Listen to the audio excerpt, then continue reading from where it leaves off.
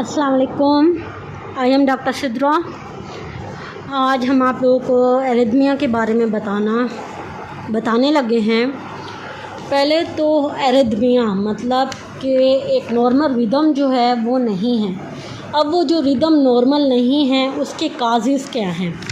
अब देखें ना, पहले काजेज़ पढ़ने के से पहले हमें उसकी नॉर्मल फिजियोलॉजी आनी चाहिए। फिजियोलॉजी ये है कि पहले जो इम्पल्स आती हैं हार्ट में, मतलब जो कंडक्शन वे है, इलेक्ट्रिकल इम्पल्स जो आती हैं वो आती हैं एसए नोड से। एसए नोड के बाद वो जाती हैं एवी नोड में, और एवी नोड के बाद वो जाती हैं बंडल ऑफ हिल्स, और बंडल ऑफ हिल्स से हो जाती है पुरकंजी फाइबर, और पुरकंजी फाइबर से वो पूरे हार्ट में डिस्ट्रीब्यूट हो जाती है। अब ये तो नॉर्मल फिनोमेना है, सही है। अब एरिथमिया मीन्स कि नॉर्मल रिदम नहीं है। अब एरिथमिया क्यों होता है? एरिथमिया जब हो सकता है जब मतलब एक अगर एसए नोड से एवी नोड में इम्पल्स आई, सही है, लेकिन एवी नोड में कोई मसला हो गया, वो आगे इम्पल्स नहीं भेज रहा, तो वो आगे वेंट्रिकल में इम्पल्स नहीं भेज रहा। वेंट्रिकल जब तक उसका टाइम है वो वेट करेगा कि इम्पल्स क्यों नहीं आ रही।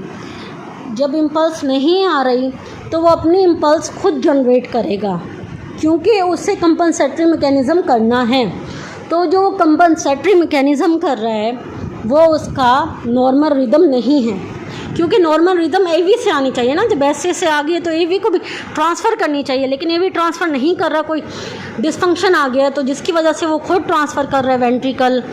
तो मतलब बंडल ऑफ हिल्स एक्टिवेट हो गया, वो अपनी इम्पल्स खुद भेज रहा है, तो जिसकी वजह से वेंट्रिकुलर एरिथमिया हो सकता है। वेंट्रिकुलर एरिथमिया ऐसे ही अगर मतलब आर्ट्रियल एसए नोड से अलावा कोई इम्पल्स जनरेट कर रहा है, एसए नोड से ज़्यादा रेट में कोई इम्पल्स जनरेट कर रहा है, तो वो जो है मतलब एरिथमिया काज करेगा, सही है।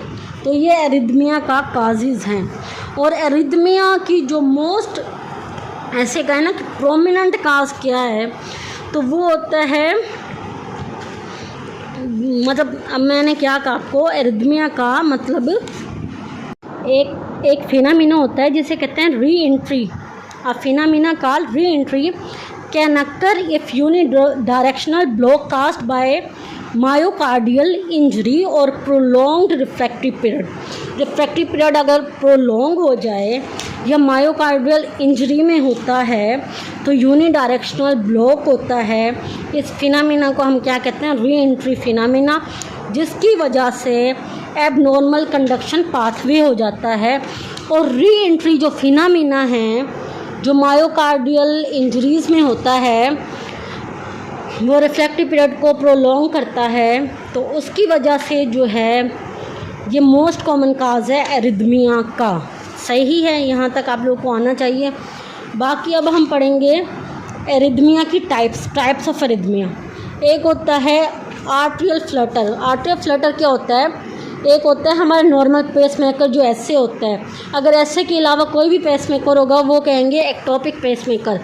तो आर्ट्रियल फ्लटर में क्या होता है, एक एक्टोपिक फोकाई बनता है, एक एक्टोपिक फोकाई जो 150 से लेकर 250 तक जो है ना इम्पल्स जनरेट करता है।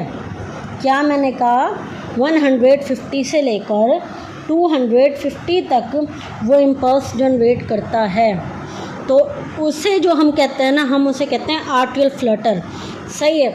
और आर्ट्रियल फिब्रिलेशन क्या होता है? आर्ट्रियल फिब्रिलेशन होता है कि अब आर्ट्रियल फ्लटर में एक एक्टोपिक फोकाई बना था, आर्ट्रियल फिब्रिलेशन में मल्टीपल एक्टोपिक फोकाई बनते हैं, और continuous rapid firing of multiple foci in the artery. It usually shows a heart rate more than 30 beats per minute, मतलब वो 300 से ज़्यादा हो तो वो ये है आर्ट्रियल फिब्रिलेशन और मल्टीपल एक्टोपिक फोकाई। और अगर एक होगा तो हम उसे क्या कहेंगे? आर्ट्रियल फ्लटर, सही है। अब हम बात करते हैं, हमने कौन कौन सी टाइप आपको बता दी। आर्ट्रियल एरिथमिया में बताई हमने आपको आर्ट्रियल फ्लटर और आर्ट्रियल फिब्रिलेशन। अब हम सुप्रावेंट्रिकुलर ट्रैकीकार्डिया में बताना चाहते हैं। सुप्रावेंट्रिकुलर मीन्स जो वेंट्रिकुलर के ऊपर है वो एरिथमिया काज करवा रहे हैं, सही है। तो उनमें हमारे पास जो आता है, एक होता है एवी नोडल री एंट्री, मतलब जो एवी नोड है उसमें री एंट्री कैसे होती है? अब एसए से एवी आया, एवी से बंडल ऑफ हिल्स पुरकंजी फाइबर में जाएगा। अब री एंट्री कैसे होगी? एसए से एवी आया, सही है, लेकिन अब वो आगे नहीं जा रहा, फिर ये जो AV है ना, फिर ये ऐसे पे भेज रहा है, ऐसे फिर AV पे भेज रहा है, ऐसे मतलब है ना जो मतलब प्री मैच्योर जो है ना बीट्स बनेंगी, जिन्हें हम क्या कहते हैं AV नोडल री एंट्री, सही है। और उसके बाद आता है हमारा वेंट्रिकुलर टेकिकार्डिया। पहले हमने पढ़ा था सुप्रा वेंट्रिकुलर, अब हम पढ़ रहे हैं वेंट्रिकुलर टेकिकार्डिया। इसमें क्या होता है कि वेंट्रिकुलर में ना ट्रेकिकार्डिया हो जाए, मतलब वेंट्रिकल की जो है ना हार्ट बीट जो है ना वो तेज़ हो जाए। अब हार्ट बीट कैसे तेज़ होगी, एक्शन पोटेंशियल तेज़ हो जाए, मीन्स पोटाशियम चैनल भी जल्दी ओपन हो, सोडियम चैनल भी जल्दी ओपन हो। और जो फिर आते हैं हमारे पास वेंट्रिकुलर फिब्रिलेशन, और फिर आता है वेंट्रिकुलर फ्लटर। फ्लटर में हम सिंपल ये कहेंगे कि एक एक टॉपिक फोकाई होता है, जो रेट है उसका ज़्यादा है, ऐसे ही हम कहेंगे 250 to 300, और 300 से ज़्यादा हो तो वो क्या होगा वेंट्रिकल फिब्रिलेशन। और वेंट्रिकल फिब्रिलेशन में क्या होता है मल्टीपल फोकाई होते हैं।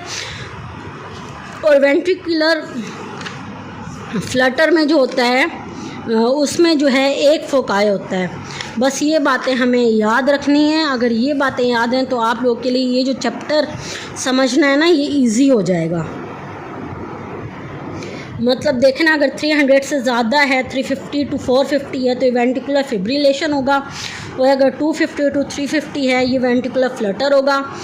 और जो अगर आर्टरियल फ्लटर पूछें और वेंट्रिकुलर फ्लटर पूछें, इनमें से मोस्ट डेंजरस कौन सा है तो वो वेंट्रिकल फ्लटर है, सही है, ये हमें याद करना चाहिए। और मैं आप लोगों को इसमें क्या बताऊं, जो इसमें एक इम्पोर्टेंट पॉइंट है, एक आती है साइनस एरिथमिया। मतलब अब साइनस एरिथमिया मतलब एरिथमिया है लेकिन वो साइनस वाला है। अब साइनस में क्या होगा, irregular rhythm related to the phase of respiration. मतलब जब हम सांस लें तो ज़्यादा हम हार्ट बीट हो जाए, और जब सांस को हम बाहर निकालें तो कम हो जाए। ये बातें आप लोगों को याद होनी चाहिए। और एरिथमिया है क्या, इट मीन्स विदाउट रिदम और एबनॉर्मल रिदम और breaks in the regularity of normal rhythm. या तो नॉर्मल रिदम जो है वो ब्रेक हो जाए, या एक विदाउट रिदम है मतलब उसकी कोई रिदम ही नहीं है, या मतलब विदाउट रिदम हो जाए, या नॉर्मल रिदम जो है वो ब्रेक हो जाए।